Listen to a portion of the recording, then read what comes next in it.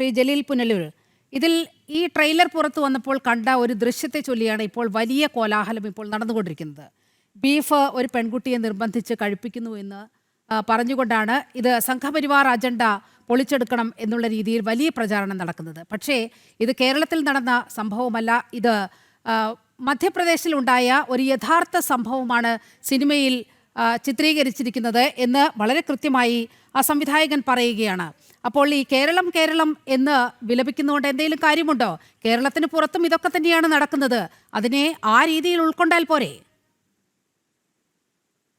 അല്ല, കേരളത്തിന് പുറത്തായാലും ലോകത്തായാലും ഞാൻ മുസ്ലിം സമുദായത്തിന്റെ വക്താവോ അല്ലെ ഇസ്ലാം ദീൻ മുഴുവനും പഠിച്ച ഒരാളെന്നുള്ളതല്ല.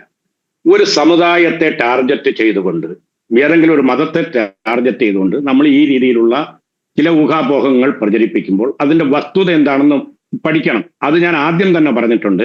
ഇസ്ലാം മതത്തിൽ എവിടെയെങ്കിലും ആരെയെങ്കിലും പ്രണയം നടിച്ചുകൊണ്ട് വന്ന് മതത്തിന്റെ അംഗബലം കൂട്ടാൻ പറഞ്ഞിട്ടുണ്ടോ എന്ന് മാത്രമല്ല, ഇസ്ലാമിൽ പ്രണയം നിഷിദ്ധമാണ്, ഹറാമാണ്. ശ്രീ ജലീൽ, അതിന്റെ മറുപടി നമ്മുടെ അനഘ നൽകുകയുണ്ടായി. അല്ല, അനഘയുടെ വശം പറയാം. ഞാൻ എന്റെ ഇതാണ് പറയുന്നത്. അനഘ പലതും പറയുന്നുണ്ട്. പറഞ്ഞത് ജലീൽ സർ, ഇസ്ലാമിൽ എവിടെയാണ്? അതാണ് ഞാൻ പറഞ്ഞത്. വിശ്വാസിനികളെ അവർ ഇസ്ലാം സ്വീകരിക്കാത്ത പക്ഷം നിങ്ങൾക്ക് തീർച്ചയായും അവരെ സ്വീകരിക്കാൻ കഴിയില്ല, ഭാര്യമാരെ സ്വീകരിക്കാൻ കഴിയില്ല എന്ന് വ്യക്തമായി പറയുന്നു. പിന്നെ എന്തിന്റെ പേരിലാണ്? അപ്പൊ നിശ്ചയമായും ഇതറിയാത്തവരായിരിക്കില്ലല്ലോ. അൽ ബക്കറ അധ്യായത്തിലാണ്, അൽ ബക്കറ രണ്ടാമത്തെ അധ്യായത്തിലാണ് എന്റെ ഓർമ്മ. നിങ്ങൾ ഈ അൽ ബക്കറ എന്നൊക്കെ പറഞ്ഞ അതാ പറഞ്ഞ ഓർമ്മ ഉണ്ടാവത്തില്ല. അൽ ബക്കറയിലെ 2-ാം അധ്യായമാണ്. എനിക്ക് ഓർമ്മ ഉണ്ടാവത്തില്ല. പിന്നെ ഡോക്ടർ നസുദ് ജഹാൻ വിശാലമായി ഇന്ത്യ രാജ്യത്ത് പറഞ്ഞു 70 വയസ്സുള്ള അനഘയ്ക്ക് അതൊന്നും മറക്കാൻ കഴിയില്ല. കാരണം എല്ലാം മറന്നുപോകും. 6 വർഷം ഈ മതം തലയിൽ കുത്തിവെച്ച് ബ്രെയിൻ വാഷ് ചെയ്ത് മാത്രം നോക്കി 6 വർഷം ജീവിച്ച പെൺകുട്ടിയാണ്. ഞാനെന്ന് പറഞ്ഞോട്ടെ, എന്റെ അവസരമാണല്ലോ, എന്റെ അവസരം താങ്കളുടെ അവസരത്തിൽ പറഞ്ഞോളൂ. അനഘയ്ക്ക് സംഭവിച്ച എന്താണെന്ന് അനഘ പരിശോധിക്കട്ടെ. അനഘയെ പോലെയുള്ള ഒരാളെ പ്രണയം നടിച്ചുകൊണ്ട് ഇസ്ലാമിൽ കൊണ്ടുവന്ന്, അല്ലെങ്കിൽ ഐഡിയോളജിയുടെ ഭാഗമായിട്ട് ഇസ്ലാമിൽ കൊണ്ടുവന്ന് ഇസ്ലാമിലെ അംഗബലം കൂട്ടേണ്ട ഒരു കാര്യമല്ല. ഇങ്ങനെ ഇനി ഞാൻ അടിവരയിട്ടുകൊണ്ട് പറയുന്നു, അങ്ങനെ ആരെങ്കിലും ശ്രമിക്കുന്നുവെങ്കിൽ അത് ഞാൻ പറയുന്നു, അത് ശുദ്ധ തെമ്മാടിത്തരമാണ്. ഞാൻ ഒന്ന് നിങ്ങളോട് അടിവരയിട്ട് പറയാം. കേരളത്തിലെ മുസ്ലിം സമുദായത്തിന്റെ 99% സമസ്ത കേരള ജമിയത്തുൽ ഉലമ, ദക്ഷിണ കേരള ജമിയത്തുൽ ഉലമ, കേരള നദ്വത്തുൽ മുജാഹിദീൻ, ഈ 3 സംഘടനയുടെ കീഴിൽ ബന്ധിപ്പിക്കപ്പെട്ടതാ. അതുമായി ബന്ധപ്പെട്ട് മദ്രസകൾ ഉള്ളതാ, ഉത്തരവാദിത്തപ്പെട്ട സംഘടനകളാണ്. കഴിഞ്ഞ ദിവസം പോലും കാന്തപുരം അബൂബക്കർ ഉസ്താദ് പ്രധാനമന്ത്രി ബഹുമാനപ്പെട്ട നരേന്ദ്രമോദിയുടെ പ്രത്യേക അതിഥിയായിട്ട് അദ്ദേഹത്തെ കണ്ട് രാജ്യത്തെ മതന്യൂനപക്ഷങ്ങളുടെയും മറ്റു സാമൂഹ്യ വിഷയങ്ങളും ചർച്ച ചെയ്തതാണ്. സർവ്വ സമുദായങ്ങളും ആദരിക്കുന്ന ഒരാളാണ്. അദ്ദേഹത്തിന്റെയൊക്കെ നേതൃത്വത്തിലാണ് ഇവിടെ സമസ്ത കേരള ജമിയത്തുൽ ഉലമ പ്രവർത്തിക്കുന്നത്. ഈ സംഘടനകളുടെ ഏതെങ്കിലും ഒരു അധ്യായത്തിൽ, ഏതെങ്കിലും ഒരു പ്രഭാഷണത്തിൽ, ഏതെങ്കിലും ഒരു വാക്കിൽ, ഏതെങ്കിലും ഒരു പ്രവർത്തകൻ, ലക്ഷക്കണക്കിന് പ്രവർത്തകരുള്ള ഈ സംഘടനകളിൽ എവിടെയെങ്കിലും ഒരു പ്രണയ വിവാഹത്തിന്റെ ഇരകളെ പറയാൻ സാധിക്കുമോ നിങ്ങൾക്ക്? ഞാൻ നിങ്ങളോട് വെല്ലുവിളിക്കുന്നു. 9 പെൺകുട്ടികൾ എന്റെ ഈ വാർഡിൽ, ഞാൻ ഈ ചർച്ചയിൽ പങ്കെടുക്കുന്ന ഈ വാർഡിൽ നിന്ന് ഹിന്ദുക്കളോടൊപ്പം ഒളിച്ചോടി പോയിട്ടുണ്ട്. അത് അവരുടെ അവകാശമാണെന്നേ. ഫാത്തിമായും ആയിഷായും കേശവന്റെ കൂടെയും ദാമോദരന്റെ കൂടെയും പ്രണയം ഒരു സംഘടിത ന്യൂനപക്ഷത്തിന്റെ നേതൃത്വത്തിൽ നടക്കുമ്പോൾ അതിനെ പ്രണയം എന്നല്ല വിളിക്കേണ്ടത്. അത് ഉയർത്തുന്ന സാമൂഹിക പ്രശ്നമാണ് ചൂണ്ടിക്കാട്ടുന്നത് ഈ സിനിമയടക്കം. പ്രണയത്തെ പ്രണയമായി കാണുന്നതല്ല ശ്രീ ജലീൽ പ്രശ്നം. ഇല്ല, സങ്കുചിതമായ രാഷ്ട്രീയ താല്പര്യങ്ങളുടെ പേരിൽ സംഘപരിവാർ ഉയർത്തുന്ന ചില പ്രശ്നങ്ങളല്ലാതെ കേരളത്തെ സംബന്ധിച്ച് പ്രണയത്തിന്റെ പേരിൽ ഒരു പ്രശ്നമില്ല. ഇഷ്ടമുള്ളവരെ പ്രണയിച്ചുകൊള്ളട്ടെ, ഒരു കുഴപ്പമില്ല. പിന്നെ ഞാൻ എടുത്തു പറയുന്നു, അഖില ഹാദിയയുടെ വിഷയം കേരളീയ പൊതു മനസാക്ഷിയെ വേദനിപ്പിച്ചതാണ്. ആ വിഷയത്തെ താങ്കൾക്കൊന്ന് കാണാൻ കഴിയുമോ? അഖില ഹാദിയെ താങ്കൾക്കൊന്ന് കാണാൻ കഴിയുമോ? ഞാൻ ആവർത്തിച്ച് ഈ ചാനൽ ഡിബേറ്റിൽ കൂടി പറയുന്നു, അഖില ഹാദിയയുടെ വിഷയത്തിൽ സമഗ്രമായ ഒരു അന്വേഷണം ആവശ്യമാണ്. നിമിഷ ഫാത്തിമയുടെ കാര്യത്തിലോ, സോണിയ സെബാസ്റ്റ്യന്റെ കാര്യത്തിലോ, മെറിൻ ജേക്കബിന്റെ കാര്യത്തിലോ, ഇവരൊക്കെ ഇതേ കെണിയിൽപ്പെട്ട് ഇപ്പോൾ ആ പെൺകുട്ടികൾ അഫ്ഗാനിസ്ഥാനിലെ ജയിലിൽ കിടക്കുകയാണ്. ശ്രീ ജലീൽ പുനലൂർ, അപ്പോൾ ഈ മാഫിയ വളരെ കൃത്യമാണ്. ശ്രീ RV ബാബു, അങ്ങേക്ക് ഒന്ന് ഇടപെടാം ആ വിഷയത്തിൽ. അല്ല, ഈ ജലീൽ പറയുന്ന കാര്യങ്ങളെ ഒന്ന് ഈ വസ്തുതകളുമായിട്ട് അദ്ദേഹം ചേർന്ന് നിന്ന് സംസാരിക്കാനല്ല ഉദ്ദേശിക്കുന്നത്. ഇവിടെ എന്താണ് പ്രശ്നം? അതായത് ഇത്തരം സംഭവങ്ങൾ കേരളത്തിലുണ്ട്. കേരളത്തിലെ എല്ലാ മുസ്ലിങ്ങളും അങ്ങനെ ചെയ്യുന്നു എന്ന് ആരെങ്കിലും പറയുന്നുണ്ടോ? അതെ, അങ്ങനെ ആരും പറയുന്നില്ലല്ലോ. വളരെ ആസൂത്രിതമായ അജണ്ടയോടെ അദ്ദേഹം വെറുതെ ഈ യൂട്യൂബിലൊക്കെ സെർച്ച് ചെയ്താൽ മതി, അത്തരം മതപണ്ഡിതന്മാര്, നൂറുകണക്കിന് മതപണ്ഡിതന്മാര്, ചില വിഖ്യാതരായ മതപണ്ഡിതന്മാരുടെ പ്രസംഗമൊക്കെ ഉണ്ട്. അവർ പറയുന്നത് നിങ്ങളുടെ കൂട്ടത്തിൽ മാസങ്ങളോളം വർഷങ്ങളോളം ഒരേ മുറിയിൽ താമസിച്ചിട്ടും നിങ്ങൾക്ക് എന്തുകൊണ്ട് കൂട്ടത്തിൽ താമസിക്കുന്നവരെ ഈ ദീനിലേക്ക് കൊണ്ടുവരാൻ കഴിഞ്ഞില്ല എന്ന് ചോദിക്കുന്ന മതപണ്ഡിതന്മാർ.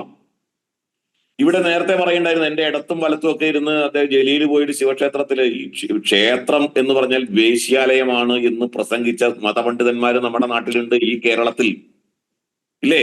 മുസ്ലിങ്ങൾ പറയില്ല. കാര്യം ചെയ്താലും, നിങ്ങൾ എത്ര നല്ല കാര്യം ചെയ്താലും അതുകൊണ്ട് കാര്യമില്ല. നിങ്ങൾ ഗുരുവായൂർ അമ്പലത്തിൽ പോകുന്ന ഒരാളാണെങ്കിൽ നിങ്ങൾക്ക് എത്താൻ കഴിയില്ല.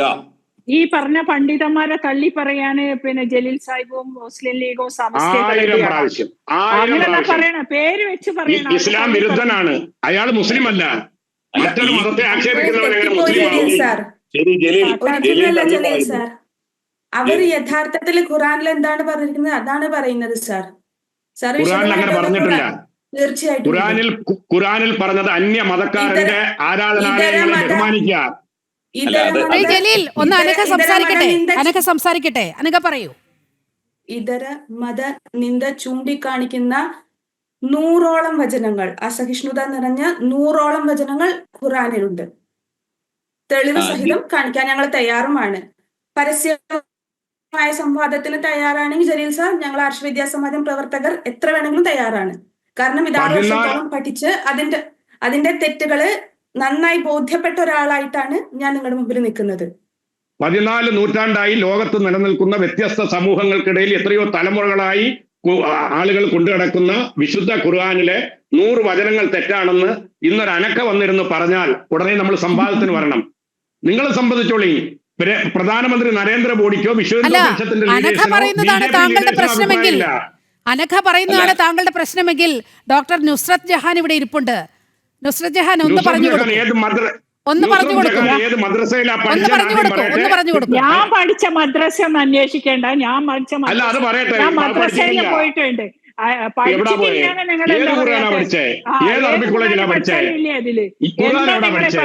ഖുർആനില് നിങ്ങൾ പറയണല്ലേ എല്ലാ മുസ്ലിങ്ങളെയും ഇവിടെ ആരും പറയുന്നില്ല. ഖുർആനിലെ ഹദീസുകളെ കഴിഞ്ഞ ദിവസം ഇപ്പം മോദിന്റെ അടുത്ത് പോയ ഈ AP ഉസ്താദിന്റെ മകൻ തന്നെ പറഞ്ഞു, പെണ്ണുങ്ങള് പിന്നെ പുറത്തു പോണ പെണ്ണുങ്ങൾ ആണിന്റെ കൂട്ടില്ലാതെ പോണ പെണ്ണുങ്ങൾ ശരിയല്ല. വേറൊരു ഉസ്താദ് കഴിഞ്ഞ ആഴ്ച പറഞ്ഞു അവരൊന്നും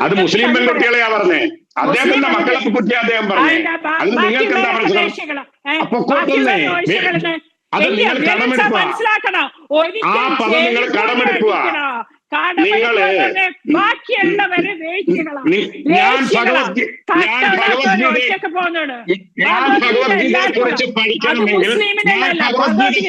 ഭഗവത്ഗീത മുസ്ലിമിനുള്ളതല്ല, ജനത്തിനുള്ള ഈ ലോക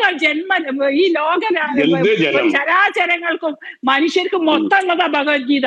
നിങ്ങൾ പറയണത് മുസ്ലിമിന് മാത്രമുള്ളതാണ്. അപ്പൊ ബാക്കി പെണ്ണുങ്ങളൊക്കെ വേശ്യകള്, ഒറ്റക്ക് പോണവര്, തട്ടടാത്തവര് ഒക്കെ വേശ്യകളാണെന്നുള്ള പറഞ്ഞത് ഈ സമസ്തന്റെ അകത്തുള്ളവർ തന്നെയാണ്. അത് മാറ്റി പറഞ്ഞാൽ ഇവര് പറഞ്ഞു. ആരാ പറയാത്തെ? എന്നെ കൊണ്ടാണ് ഈ RSS സപ്പോർട്ട് കിട്ടാൻ ഇങ്ങനെ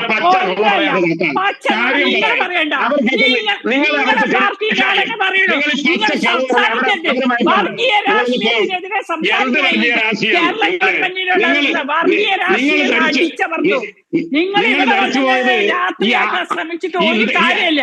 നിങ്ങൾ മണ്ടന്മാരല്ല. RSS 100 വർഷം തികഞ്ഞ രാഷ്ട്രീയ പ്രശ്നമല്ല. ഞാൻ വിശ്വസിക്കേണ്ട. എന്റെ കയ്യിൽ വീഡിയോ എടുത്തിട്ടുണ്ട്.